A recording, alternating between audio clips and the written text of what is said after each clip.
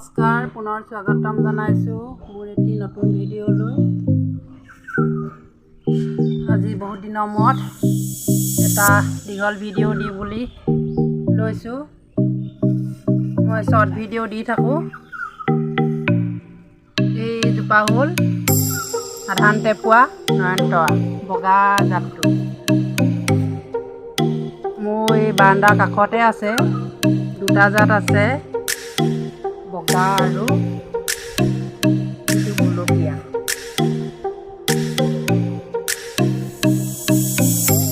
এই ফুলজোপা মোৰ গুৰিত আজি বহুত দিনৰ পৰাই আছে। সিহঁতি নিজেই হয় ঘূৰি পৰি, ইমান এটা আপডাল কৰিবও নালাগে। এতিয়া যিহেতু বাৰিষা দিন আহিলে, পানী পোৱাৰ লগে লগে ফুলখিনি বাঢ়ি গৈছে। সাৰ পানী দিছে,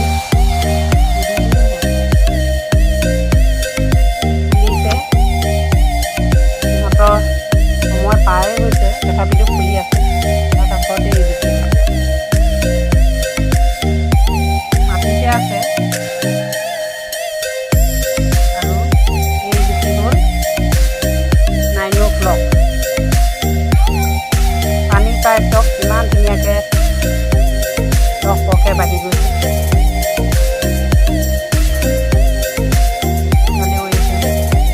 ফুল লাহেকৈ ফুলিছে আৰু এই দুপাহি ফুলিছে। এইবিলাক কলি পেলাইছে, এপাহি এপাহি ফুলিছে।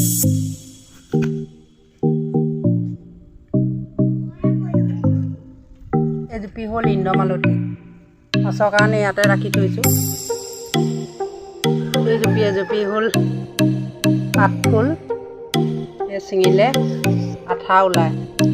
নামটো মই নাজানো, আপোনালোকে জানিলে কমেণ্ট বক্সত জনাবচোন। এইখিনিও হালধীয়া নাইনো ব্লক। এই নাইনো ব্লকৰ জাত তিনিটা আছে। এইটো হ'ল হালধীয়া আৰু এইটো হ'ল বগা।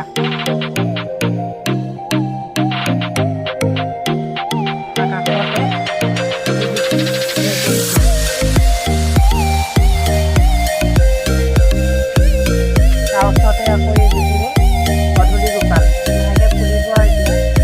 এতিয়া দুপৰীয়া হৈ আছে কাৰণে এইবিলাক মৰলি আছে। গধূলি হোৱাৰ লগে লগে ফুলি যাব।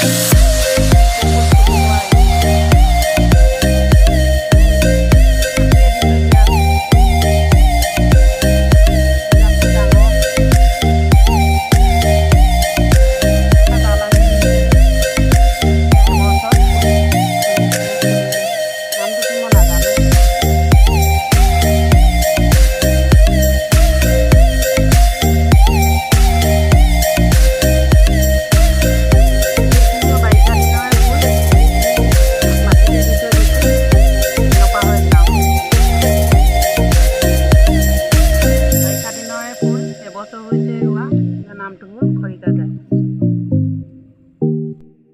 এইজুপি এপ্ৰিল ফুল বুলিও কয়, আমি ইয়াত পানী নহৰু বুলিও কওঁ।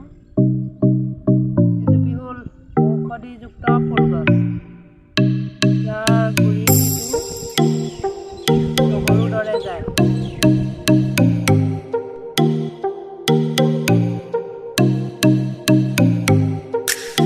এইজুপি ফলপদুম ফুল, ফলপদুম, ডালানি